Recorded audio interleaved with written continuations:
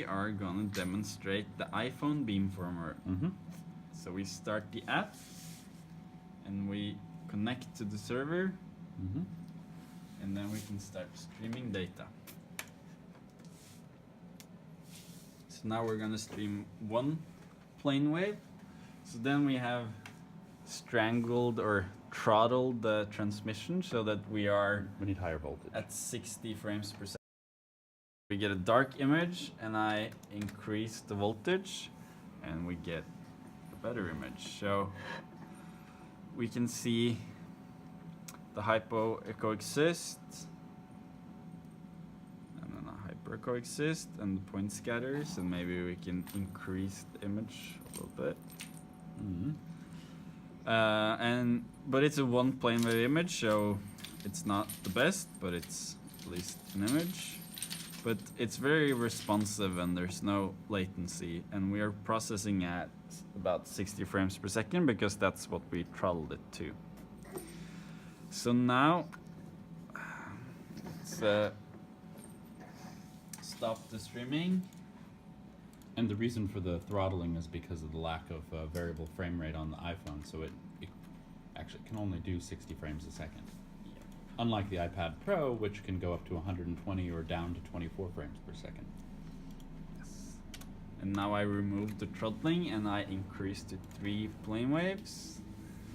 And we are now transmitting data, but it's a dark image, so we increase the transmit voltage and we get a little bit higher quality than last time.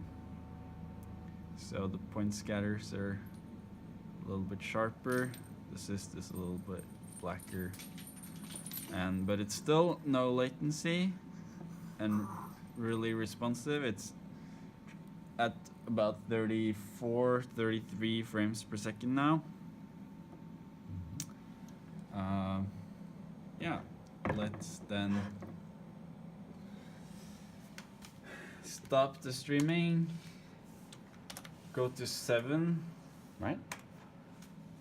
Plane waves, 7 angles, and need to increase the voltage.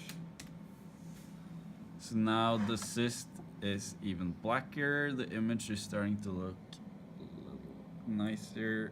Oops, the point scatters are pretty sharp, but it's still responsive. Now we're at like 14 frames per second, so but it's still really responsive and nice. So let's increase to 11 plane waves.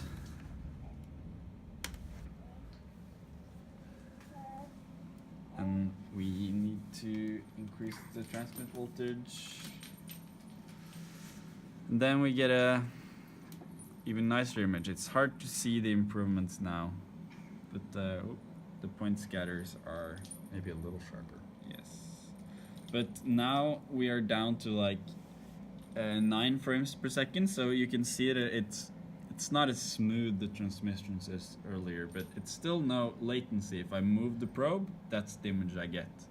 But it's only at like 10 frames per second now, so it's starting to get a little bit jitterish. And if we increase the... Well, also because your motion can't be captured in 10 frames per second, but yeah. That's now we're gonna do 21 plane waves.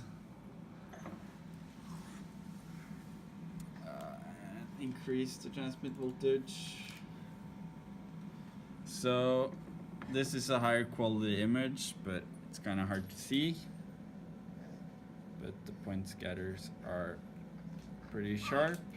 But now we're down to 5 frames per second. Yeah, you're gonna definitely notice that. So it's really... Yeah, so it's not really latency as much as it is just a lack of frames now. Yes.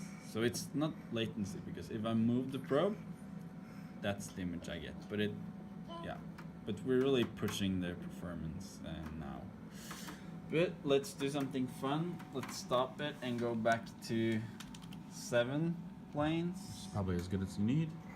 And we're starting to fall over. Yeah, I'm getting nervous.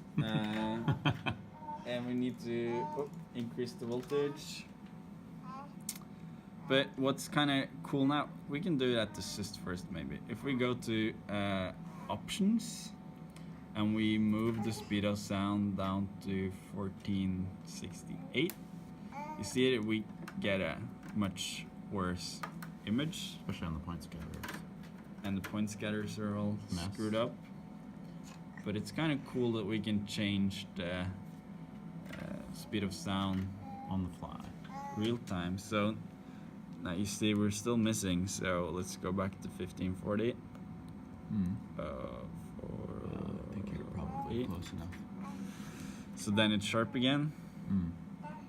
But we can also increase the dynamic range to 80, and then we see that the assist starts to fill up with because we're getting the lower intensity values.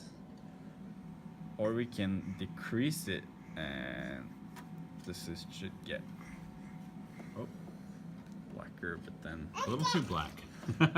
maybe a little bit more transmit Ring. voltage.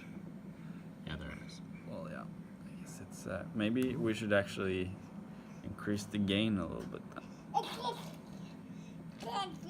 Or decrease the gain. Yes. Yeah. Counterintuitive. Well, this is actually not the gain. This is what we define as the normalizing value in our paper. Yeah, that's right. So that's why it's doing this. But it's anyway, it's cool that we can do this on the fly. Let's do 60 again. Well, about 60. So then we get a normal image again. And we can also decrease the depth. That's interesting. So then we get a shorter image. So it demonstrates that all the processing variables are, everything is calculated on the fly, the delays, using the speed of sound and everything. So this is a nice demo, and yeah, it works. All right, I guess that's a good demo.